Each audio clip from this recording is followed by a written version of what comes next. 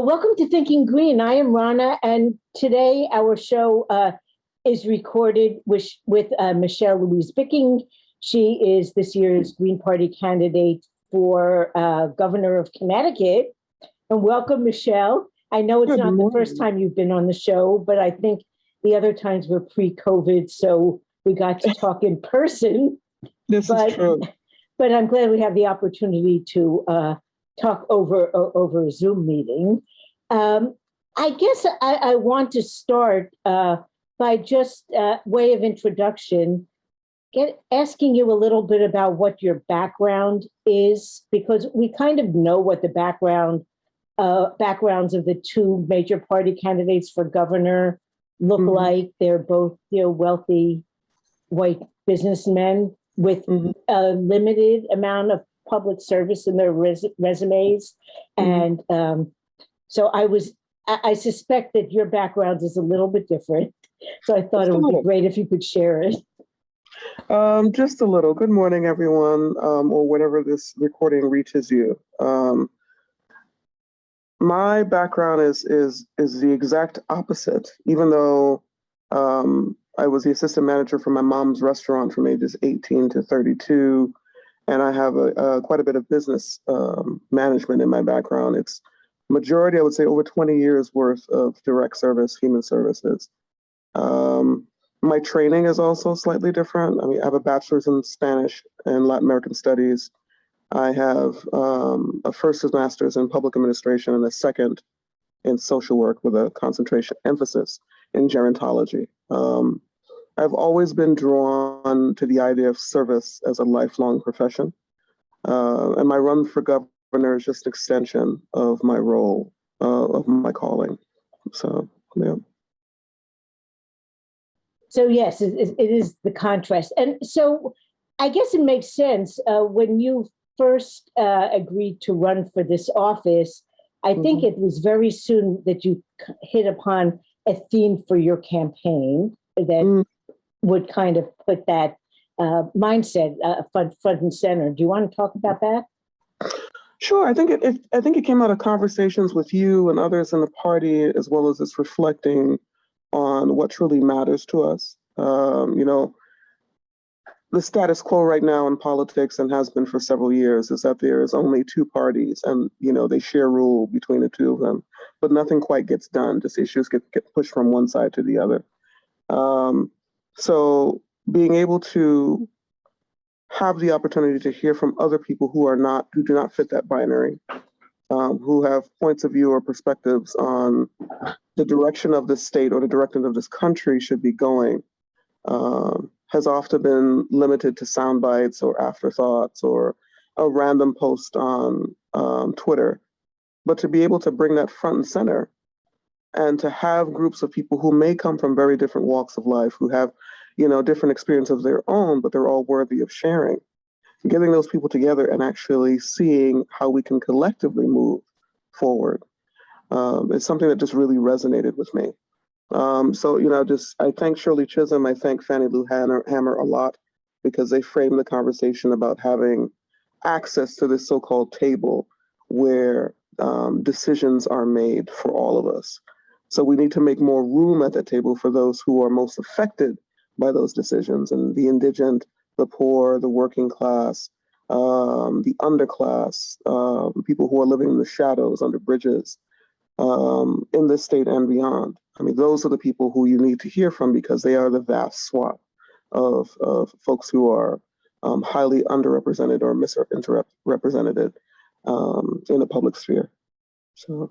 And I think it's important to point out that even when our lawmakers are well-meaning, not having some of those experiences that the less fortunate, the disenfranchised, are living through limits their perspective. I kind of remember in the 90s when Medicaid was expanded and Connecticut created the Husky program, and they brought in, made an effort to bring in all the hospitals in Connecticut into their circle of network providers.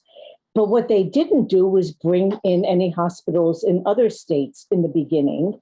And I'm in Southeast Connecticut, and poor people in Pawcatuck, Westerly Hospital is their local hospital. They can, walk practically to Westerly, but the closest hospital in Connecticut was in New London, which is 25 miles away, and people without transportation couldn't get there. So even though the intent was expanding Husky and making it more accessible to people, it did not occur to anyone who was actually working on the law that some people might need hospitals across a state border in order to have any kind of accessibility. Right. Right. Well, I think that a certain amount of detachment occurs when you have or reach a certain pinnacle of wealth. Like, you don't necessarily understand or comprehend all of the factors that are involved in living from day to day. I mean, for someone who grew up in Brooklyn, having access to public transportation was a godsend, because it allowed me to go to different museums. It allowed me to get back and forth to school. It allowed my parents to go to work. So having that one variable in play, really enhanced the quality of life for myself, my family, and people in my neighborhood. Just to remove that and not being able to get to and fro, especially to basic amenities such as hospital services, means that your teeth go neglected. An abscess on your leg that has been bothering you also goes neglected. Certain things you have to put off or not deal with at all, because you can't get to where you need to get get the services that you deserve. So I do believe that sometimes when it's almost like you're in your own possibly self-imposed bubble, where you don't really understand or appreciate, all of the different things that need to happen in order for people to access certain things to just to live. So, to counter that, if you do come from a place, and not speaking for Governor Lamont and others, but to counter that, one of the things that's advisable is to bring these people in who actually have lived experience, so they can have conversations about how it affects them personally. Not having access to transportation, not having access to, certain caregivers that take their insurance. I mean, there's certain, the dentist that I goes to, the dentist practice that I go to doesn't take Medicaid. And that's for them, because they're thinking about how often and how fast they'll be repaid. So having people come in and actually advise the advisors who may have some level of experience based on trends across the country, but nothing in terms of their day-to-day experience, really makes a difference in how policies can be created and made, as well as enforced. I do think it's true that the more we shrink to the idea that there are only two legitimate political parties, and third parties are increasingly under attack, not just in Connecticut, but in several states. The Green Party gets harassed off of the ballot, and even in Connecticut here, ballot access is a burden, especially in our COVID world, when personal contact is limited for a lot of people. But I think one of the results is that we get very limited kind of dialogue around any issue. I mean, you were talking about transportation, and I know I'm from a big city too, from Philadelphia, and I use the bus and the train, throughout my childhood through young adult life, because 8-year-olds or 9-year-olds could use buses by themselves back then over there. But what we hear in the papers about transportation now is, should there be tolls on the roads or not? Should there be a gas tax or not? And those are kind of both polarizing ways to look at the issue, but they also leave out a huge number of people who, like, cars are not the way they get around. And so we really need those extra voices, whether they come from people from other parties or people not within party system, but people from other walks of life and experiences, to bring more depth and understanding to that topic and any topics. Agreed. And I mean, I really appreciate that bus fares have been removed from public transportation, but it's only for a temporary period, and conveniently it ends right before Election Day. In some places, I've seen it terminates in November, and others I've seen it goes as far as December. But I would like to see that all bus transportation is free, and to somehow budget for the expenses related to that, because who takes buses? People who need to, actually everyone, people who need to go to school, people who need to go to work, seniors who want to get back and forth to senior centers as well as to do their shopping. Who should take it? Perhaps more people who go into and out of Hartford on a regular basis, who need to get into, if there were more accessible lines to get back and forth to right to the border of Rhode Island, if we could, in Massachusetts. So being able to have free bus travel in state, as well as expand the existing lines to do more routes, as well as connect to a train system that is reliable, consistent, and efficient, would be incredibly ideal, and just lift so many different people out of generational impoverishment in this state. And it seems as though a lot of the conversation about rail is more about high-speed rail, so people can get from New York City to Boston fast. And maybe we'll stop in Hartford, or maybe we'll stop in New Haven, but it's not primarily focused on helping most Connecticut residents. Whereas, development of commuter lines could be a real boost. I see an almost unused train track on the west side of the Thames River in New London all the time. And it's used very little for free. But at one time, there were real train lines along that. There was a train to Montreal, I believe, that started out along that path. And more recently, there was a Central Corridor line proposed from New London to Palmer, Massachusetts, that went through something like a dozen college campuses. And you think, and it would go, through Uncasville. So it could go to the casino, it could go to Three Rivers College, it could go to Eastern in Willimantic, it would go through Mansfield, it would go through colleges in Massachusetts, and I end up in Vermont. And it didn't really go anywhere, but it seemed like such a pity that never happened. It did. I mean, having a commuter line for students to travel from campus to campus would also encourage like intercampus connections. It would. Someone wanted to have a double major at one college and then take the train to go, 3 or 4 stops into another state to finish to take classes in the other major. It would be definitely doable. I mean, I went to Springfield College in Massachusetts, and I would have to drive 45 minutes to get there in all kinds of weather, just so I wouldn't miss my classes, because the classes were still face-to-face. This is pre-COVID.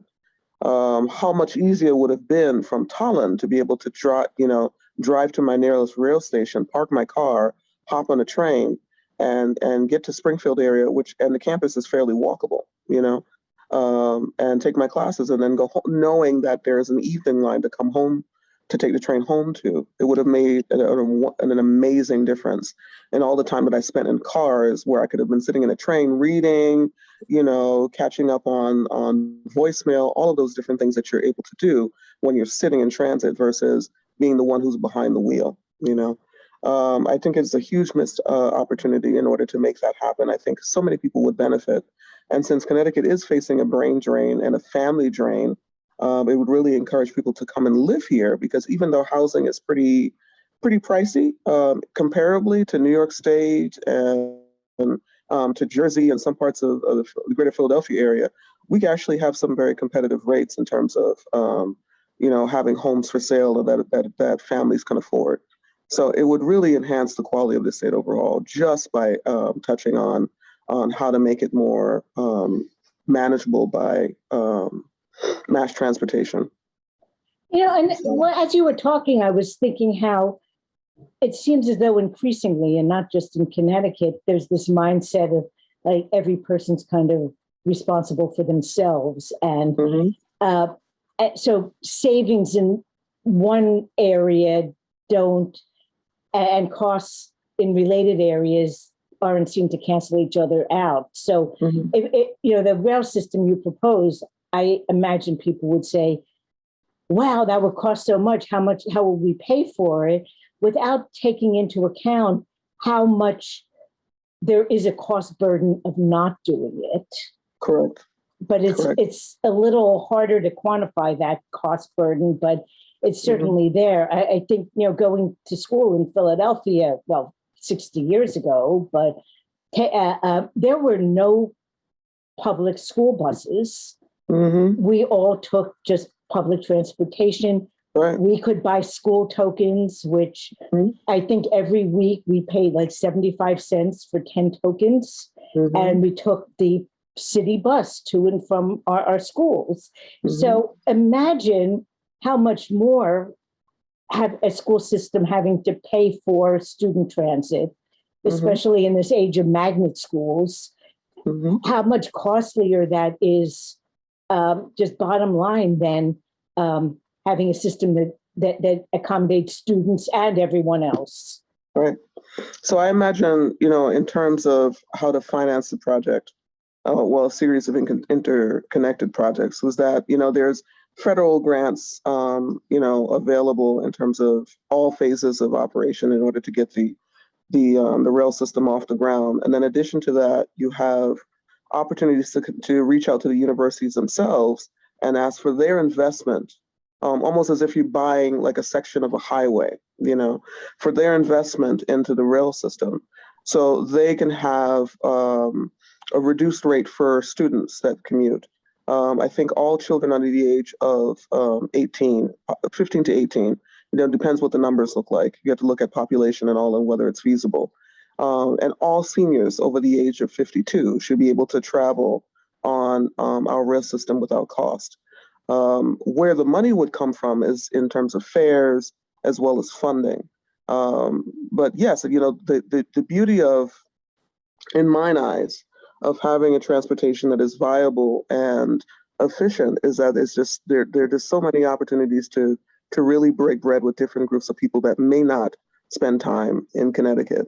They may go to the casinos, spend 2 or 3 days, if that, and then leave. They may go to Hartford to do business, spend a couple of hours, then leave. But then to actually build communities around the rail system stops as well, would be also great for local business. So say, for example, you have a stop in New London, and within walking distance of the stop, you have flower shops, you have restaurants, you have coffee shops, you have other businesses that can cater to the influx of these new folks who are willing to explore by foot what is there. You have parks, you have trails, all of that would be available to someone just by getting off this particular stop. And I think that is an amazing opportunity. I do believe in community beautification because for some reason, when people live in environments that are pleasant to be around with flowers and trees, they actually feel better and spend more time outdoors. So the ripple effect of being able to have access to all these different things, plus get around from place to place, just really enhances the ability to cope and to be present and to participate in one's community. So, as we had mentioned earlier, businesses tend to think in terms of bottom line and number crunching and, short-term goals that may not last beyond 6 months. But when you're planning for communities and when you're talking about people's lives at stake, you have to think at least 3 generations ahead. I mean, First Nations people often talk about 7 generations, generations behind us and 7 generations before us. So being able to plan in such a way of knowing that you're not only taking care of yourself and your children, or your immediate surroundings, but you're taking care of children that have yet to be born, and that we're actually passing this torch onto, is groundbreaking. And I think more of our policymakers need to think along those lines. You know, when you were talking about beautification, and I totally agree that it is essential. Many years ago, I think it was a TED Talk by Eddie Rama, who is an Albanian politician who was an artist beforehand. And when he became mayor of whatever the capital city of Albania was, he started a program painting the old gray Soviet buildings vibrant, bright colors, right, and tearing down bad, illegal construction and creating parks. And they interviewed like shop owners in the area who said they didn't have to worry as much about security now. They had a sense that things were safer because they were more beautiful. Mm-hmm. And I don't know if the numbers say that they were that much safer, but the perception of everyone who walked into that city was that it was a safer place because it was a beautiful, kept up place. Right. The other thing I want, you mentioned incentive, to come to Connecticut. And I do want to share the screen because I saw today's headline it's from the Connecticut Mirror, but it was printed in the New London Day. And let me see if I can just show this full screen. Maybe, but maybe not. Maybe we'll just have to look at this. Governor Lamont taps abortion rights as business recruiting tool for Connecticut. And I saw that, and I have to say, I found it kind of chilling that his best idea that was on the front page of our paper for getting businesses and people to move to Connecticut because of their misery, based on their misery in other places. I don't know, it just kind of rubbed me wrong. We could do fantastic things and make this truly a great place, and not just, we're better than the places that really, want to oppress and kill women.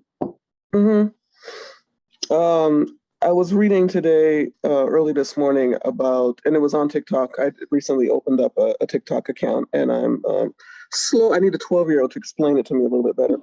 But I'm doing my best.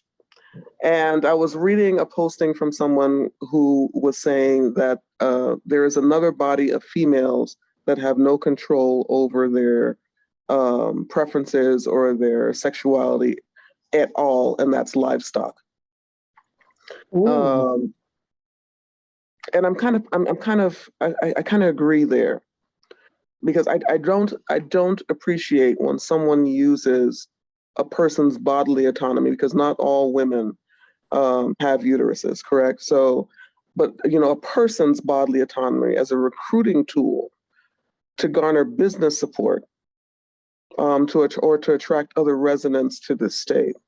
It feels like a slap in the face to all of the human rights mothers, fathers, children, and the like, who have marched in the streets to ensure that such access to bodily autonomy exists.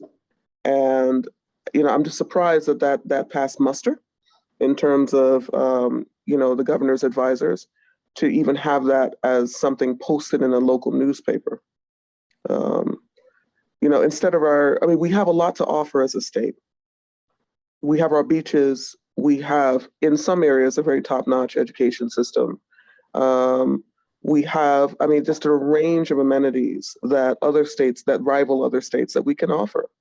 People from Southern Vermont come here to work because the access to jobs, well-paying jobs, don't really exist below Brattleboro. It's just really, really difficult to find. So instead of emphasizing on, putting more emphasis on, being part of like a so-called Eastern Front, where we can collaborate and share ideas and push forward innovations that have a smaller carbon footprint, to use a woman's, or rather a person's body as a pitching tool is just really disgusting to me, honestly. Yeah, I was so shocked to see that. And I keep thinking what we could do along that line, but that would really set us apart. I know that Connecticut is the insurance capital of the world, and the insurance companies have a tremendous amount of lobbying power. However, I feel as though we have something kind of unique. We talked about it a little before we started recording. Connecticut is one of only 2 states in the country that has a publicly managed Medicaid program that is not managed care, that does not have a for-profit gatekeeper at all involved in its administration. And I have to give some props to former Governor Dan Malloy, who was a mixed bag in my book. And I didn't know this about him until quite recently.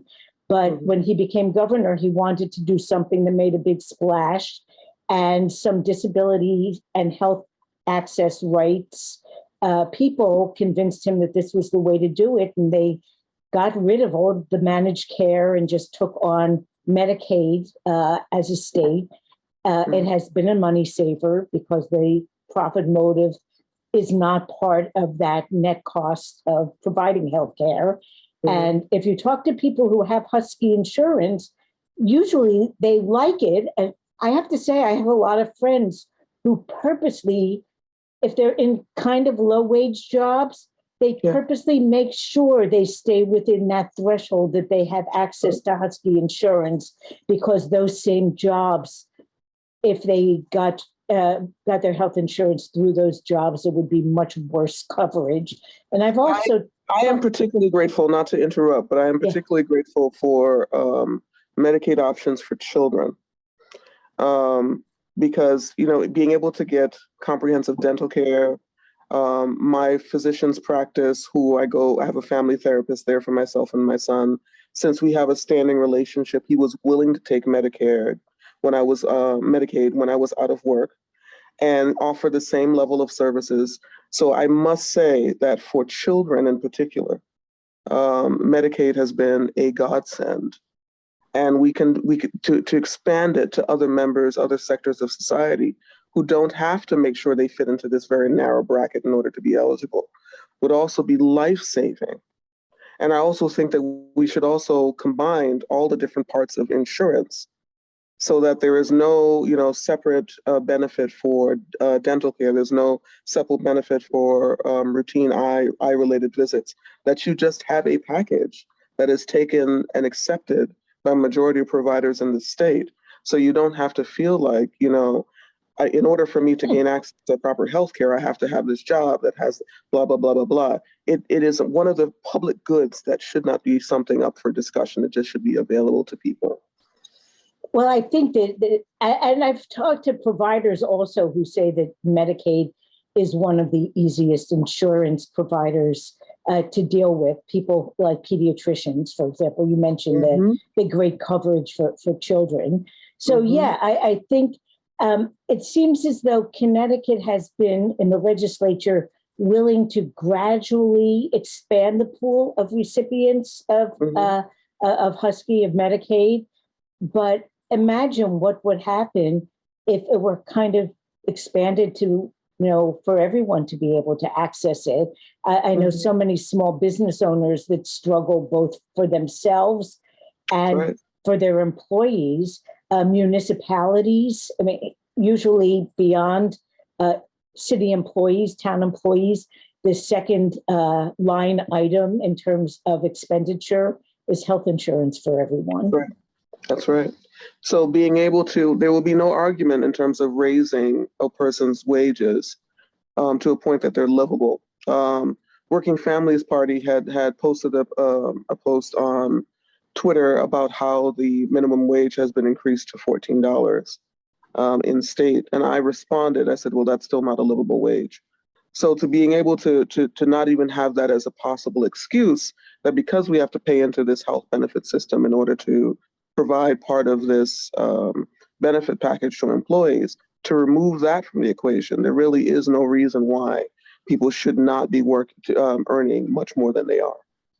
Well, I think maybe $14 would be closer to a minimum wage if so many day-to-day needs had not been commodified to the point Correct. Of it would be. being It would individual personal burdens, like healthcare, like some facets of education, like housing.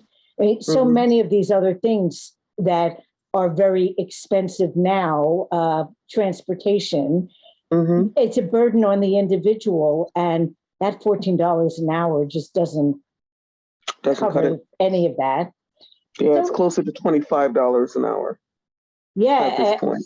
And even $25 an hour, I think, is probably the bare minimum for real livability. And I do know families that have multiple jobs, and you know they're working huge numbers of hours a week just to basically keep a roof over their head. I mean, that was standard play in my household as well. My mother was working 2 or 3 jobs at a time, and my father worked a job and a half in order to make sure the mortgage was paid and was to put me through school. I was the last of 6. So, you know, to be able to make sure that I was attended to, you know, it was a real challenge. It was a real challenge. And the only way that could happen is if they had multiple jobs between the two of them. So thinking about some of the issues that the next governor will face, and the current governor is facing. I know recently there was a forum on public safety. I think public safety has been I don't know if it's really a day-to-day concern of people, but it's certainly a well-publicized, concern that we hear a lot about. And I know you weren't able to attend the forum, but I also know you were thinking a lot about public safety. So maybe give us your view on what does it mean to provide public safety? Well, I want to thank Seema again for considering us, because it was interesting to see that the candidate for Democrats, as well as the Republican candidate and the Green Party candidate were the only 3 candidates invited to the meeting, which is disturbing. But, you know, it is a door that we can open further in future conversations, I'm sure. So I'm very grateful that they extended that courtesy to us as Green Party members. So for me, you know, public safety is a holistic discussion. There is not one thing that contributes to public safety that makes all the issues related to it disappear. So for me, public safety begins with families being able to be safe and feel safe in their own surroundings. What makes people feel safe? Be having access to housing on a consistent and regular basis, access to food that is not pre-processed and packaged, but actually has a sense of variety and appeals to whatever cultural or personal traditions that person may follow. Having access to services, you know, whether it's laundry services or anything that a person or family may need. Having access to education, those are things combined actually contribute to public safety and reduce the need for community policing. In a study from Connecticut Voices that you had passed on to me, Rona, and I was reading about that dated back from December, and it talked about how the presence of law enforcement, especially in our schools, actually decreases the aptitude of students, increases the more punitive climate where students' actions are often seen as predictors of entering into the prison pipeline, the school to prison pipeline. So minor infractions that don't involve misdemeanors, that may have been a scuffle between 2 or 3 students in the hall, may set them up for further infractions later down the line, essentially establishing a record for that minor. the presence of law enforcement also negatively influences the communities that they serve. So community policing, as it's traditionally seen, is outdated and needs to be looked at. I do value being able to have access in cases of crisis, states of emergencies, a law enforcement system that is trained to de-escalate situations without physical violence. I value that greatly. However, but there seems to be, according to the research, no other purpose for law enforcement in our schools and communities. And in fact, a lot of the things that needs to be done has to be done by the communities themselves. So restorative justice is a term that's been floated for many years now, which really speaks to essentially the families being able to reintegrate the person who is struggling and acting out into the community themselves, and using a combination of elders and peers to help mediate any of the issues that person is facing. I mean, that's the direction that we should be going. So less reliance on law enforcement to do the work that families do, but also recognizing that the presence of law enforcement in cases of severe crisis may have a purpose. I have to unmute. I think one issue that I really see with law enforcement, living in New London, it's a pretty diverse city, and the older population is much whiter than the young population in New London. I think that might be true of several of Connecticut cities. And the police force is pretty white, and probably most of the officers do not actually live in New London. So for me, it almost feels like, I don't know, a colonialism related situation, that the unruly city is being policed by the suburban officers. And it isn't just that their salaries are going to pay property taxes or shopping or whatever in their own towns and not recirculating within our community, but it also feels kind of, I don't know, insulting that so many of the officers are not actually from here. And I dare say some of them don't really understand what makes cities tick. I think people have a right to live in the suburbs if that's their choice, but cities are give a different kind of life. You have a little bit less of a personal space and a lot broader public space, and that public space is stimulating and messy, and I think from the outside it's hard to see really how life affirming that can be. It is. I mean, I think that I would dare say that that's a trend nationwide, where a lot of the officers that work in the communities, especially where there's a large non-white center, are often from areas outside of the city and sometimes outside of the state, and they commute in to be, I dare say, overseers who are trying to keep the community in check and in line. It's not enough to get or to increase on the rolls Black and brown police officers. It is more important for those who are existing, officers who are existing in these different troops and all, to have a more sense of community and humility, not just tolerance and understanding, but being able to respect where folks are coming from, and that it may not fit in line with their own personal views, and that's still okay. That's still okay. It is all right to be able to be distinct and different from another person and still respect that person and respect that person's space, as well as their ability to thrive and make a life for themselves. I think more training would be appropriate, along with other, like I had mentioned before, de-escalation techniques that don't devolve to physical violence for our officers, because it would make it a lot more easier to interact with members of the public and to be less distrust. If we have to constantly wonder, like I do, when I'm behind the wheel, If there's a police officer behind me, am I going to lose my day, my life this day? Am I going to be Sandra Bland because I didn't turn on the turn signal when I made a right turn? The fact that I have to have that thought in my head is incredibly disturbing, to say the least. The fact that as a clinical social worker, when I'm dealing with Black and Brown, as well as others, non-white young men and women, to have the second talk, the first talk being about the birds and the bees and all that hang from the coconut trees, as my fifth grade teacher used to say, Miss King, thank you, Miss King. But the second talk being that there's an invisible target on your forehead and on your back, and that this country will never respect you as a human being. And you have to walk and talk accordingly. The fact that I have to have that conversation with my son is also incredibly disheartening.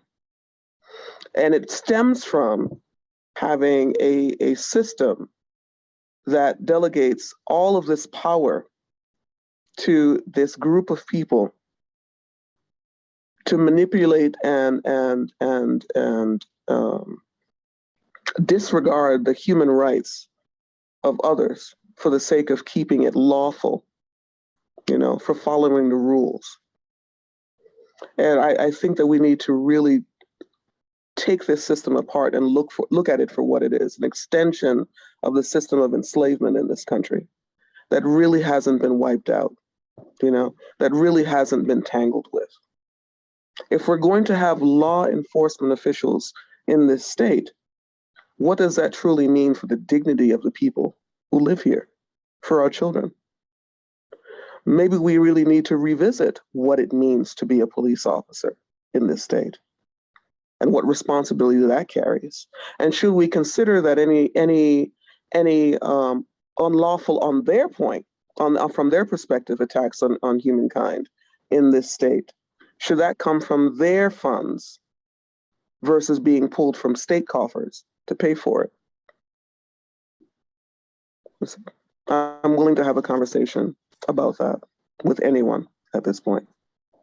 I guess that leads to a different conversation that's come up in New London off and on. This is not something that's just happening now. Mm-hmm. It's been generations in the making.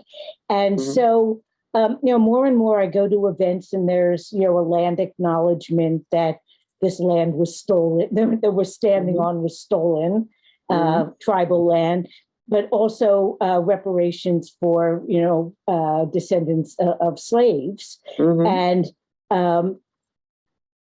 the people who have propped up today's, elite privileged class mm-hmm.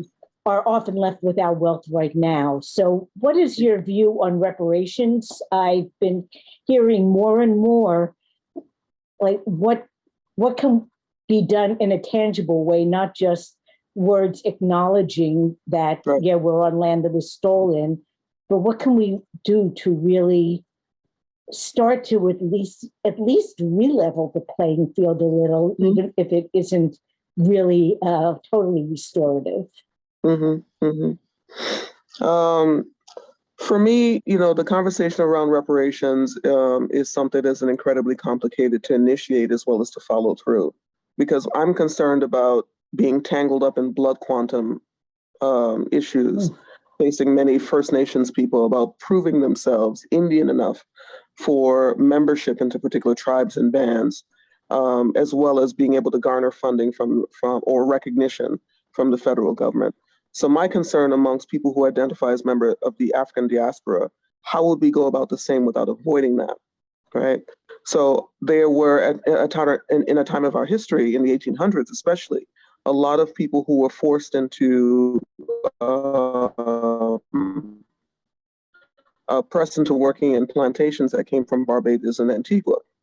So our heritage with the Caribbean is also intermingled. So how would we deal with reparations to people who are of Caribbean descent that may have been in this country for less than 3 generations, and compared to those who have been here longer? Would they be a weighted factor in terms of who gets what?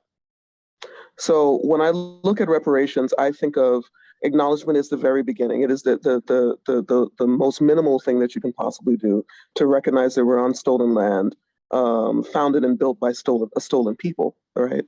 But to be able to offer universal healthcare, universal education, to have conversations with the different organizations, museums about repatriating the items that they've held in their own backroom and storerooms to their countries of origin, or at least to the communities of origin, as far back as they can trace.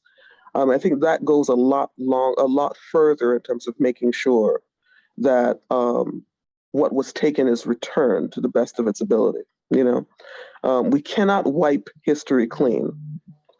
We cannot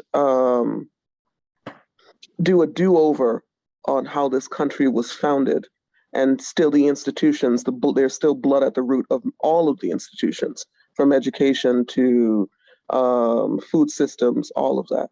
But we can make tangible difference in the lives of the people who are currently living right now. And also how we teach about history. I believe that there was a discussion, I believe, in Texas, where they were trying to reframe the system of enslavement to make it more palatable to white students, and calling it forced labor and forced relocation versus actual enslavement. That does nothing for these children, absolutely nothing. I mean, we have generations of children up into the 1990s that were forced into re-education camps and schools who are First Nations descent. We have children and adults who are still living, that lived in internment camps in the US that were modeled from the internment camps, vice versa, that were used as a model for Jewish internment camps that are still living, It does such a disservice to these lives that were lost and those who are currently here with us, to reframe the conversation to make it more digestible to a minority, right? People of color are a global majority. We are not a minority. I mean, that's another thing that we need to take out of our lexicon. The understanding of whiteness as being something that's co-opted over time is something that also needs to be understood, and accepted and spoken about. So that's where I stand in terms of reparations. It's not a polite, put a bow on it, make it done. This is a certain figure that we give to this family. I don't think that's possible, especially since I'm first generation. Where does my family fit into that equation? So being able to attend to all of those who are not serviced by this current system is a form of reparations to me. And of course, there has been so much disinvestment in the community in general. Urban renewal in New London and other places removed I know in New London, it focused on areas of that there was Black home ownership, and that was what was destroyed. When you were talking about the reframing of slavery in like Texas textbooks, I kept thinking that, we have to acknowledge that slavery has been seen as Black history, but it's really white history. Yeah, it's American history. Yes. It's American history. It cannot be separate from American history. Did not end when those last slaves were emancipated, enslaved persons were emancipated. It continues on. All were affected by this system. All will be affected. Those who learn about their so-called founding fathers will be affected. And I also want to add the another factor of reparations, if you will, would be to be completely erasing the educational depth of all persons in this country.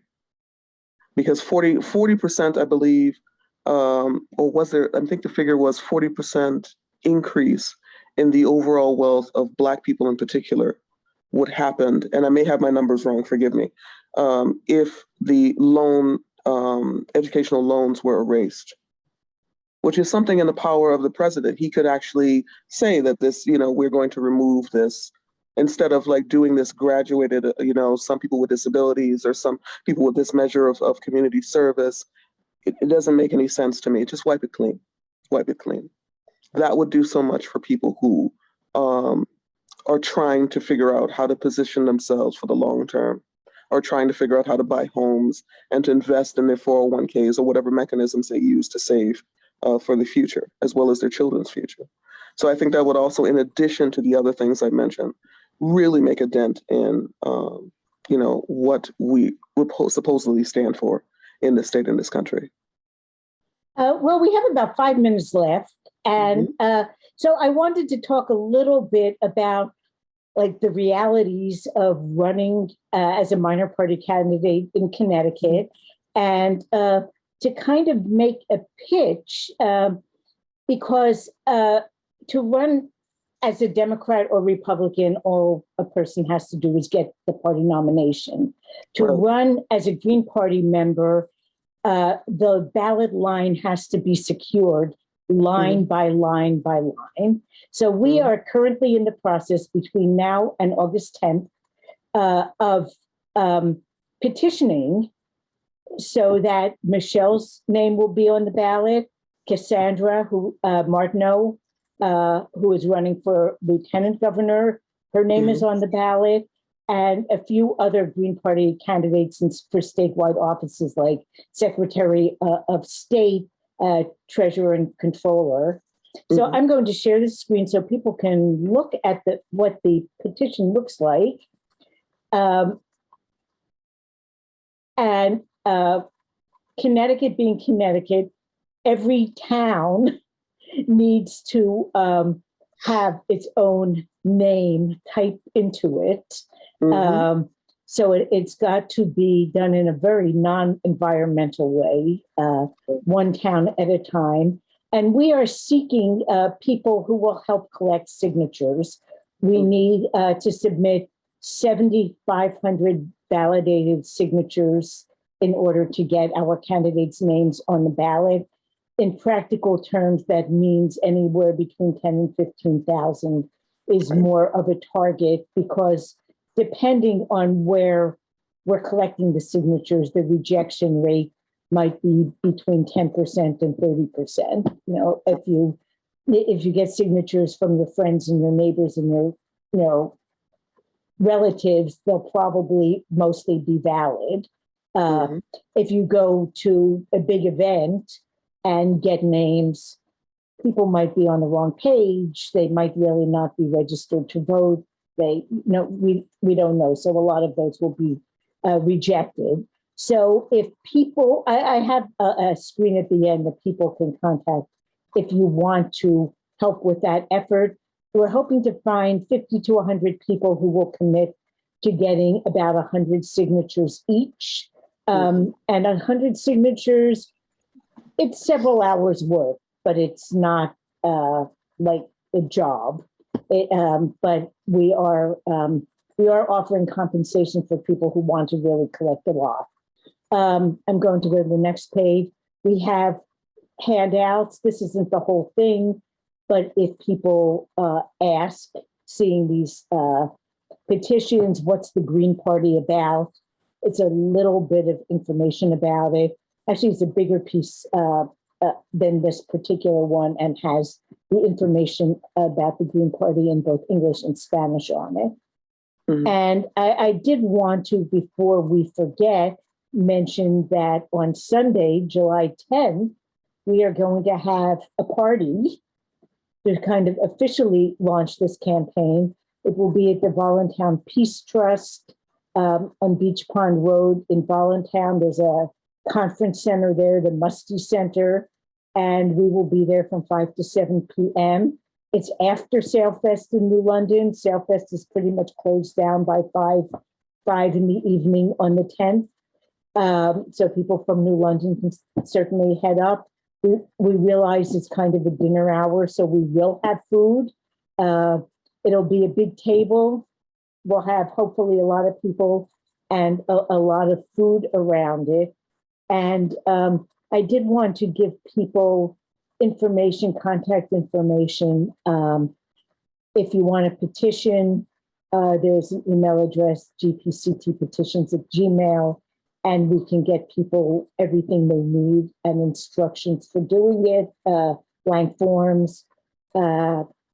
the campaign address to contact Michelle, Michelle on Facebook.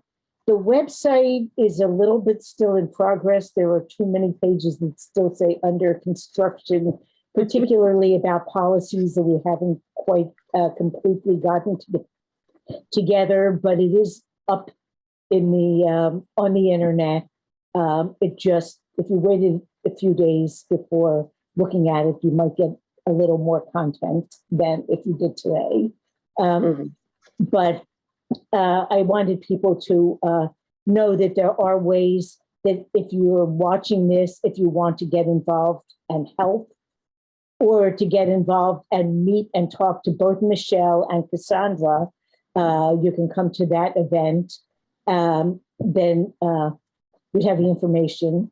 And I guess in the last couple minutes, maybe Michelle just give a little overview about, you know, what you feel like you would bring to the campaign this year. What I will bring to the table. Well, I would say, as I'd mentioned before, that I am not the focal point of this run. You are.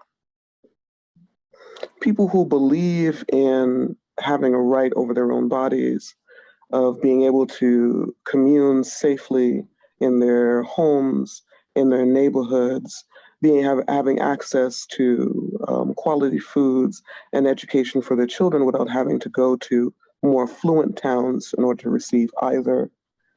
You are the focus of this campaign. I seek to validate all of your experiences and to make sure that your voice is heard over the din of business and other side interests. Your future is the future of Connecticut. We cannot thrive, we cannot move forward into whatever this world offers us, without you, without me. So I want you to come and find me at the events that I am privileged to visit. I want you to call me, find me on Twitter, especially since I'm still learning, engage me in conversation, invite me to your homes and your places of business and your places of worship. I am honored to be in attendance because I am here to be of service to you. And I'm grateful for this opportunity to serve. Thank you so much, Michelle. As people probably realized, we're taping this ahead of time. It is Saturday morning. It will be up on the YouTube and also air on Tuesday locally. So thank you so much, Michelle. And we'll be back again probably in about another month or so with an update. That's right. Thank you. Thank you, Rona.